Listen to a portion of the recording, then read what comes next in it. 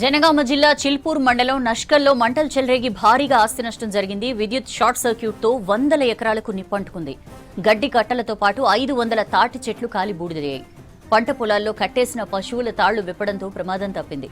నష్టపోయిన తమను ఆదుకోవాలని ప్రభుత్వానికి బాధితులు విజ్ఞప్తి చేస్తున్నారు.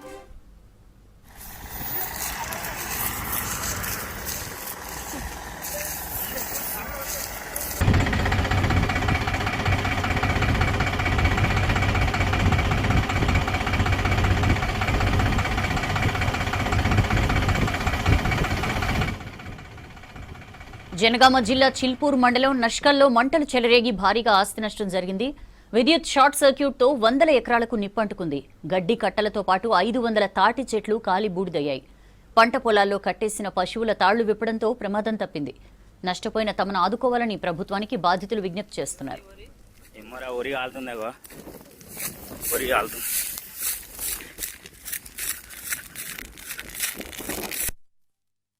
ట్యూబ్ లైన్స్ వల్ల వైర్లు షార్ట్ సర్క్యూట్ అయ్యి కొన్ని వందల ఎకరాల్లో గడ్డి మొత్తం కాలిపోవడం జరిగింది.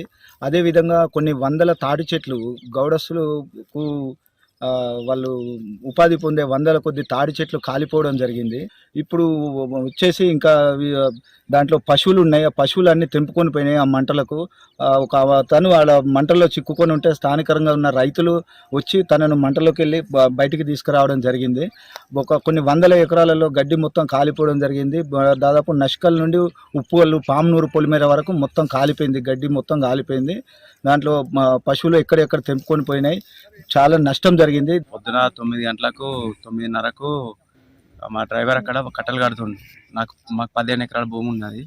ఆ దాంట్లో కట్టలు కడుతుంటే సడన్గా మంటలు ఇది electric wire current short circuit అయ్యి మంటలు చెలరేగినాయి. తాడి చెట్లు ఒక 1000 దాకా తాడి చెట్ల మంటతోటి 200 ఎకరాల భూమిల మొత్తం మంటలతోటి ఇట్లా మిరుగులు పడుకుంటా పోకుండా గడ్డి కట్టలు ఉన్నాయి. ఒక 7-8 వేల గడ్డి కట్టలు కాలిపోయినాయి. నేను వాటిని చల్లారపడానికి పోతే నాకు కాళ్ళు కాలినాయి.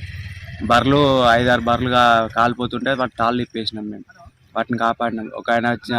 ఒక ముసలాయనే వాళ్ళ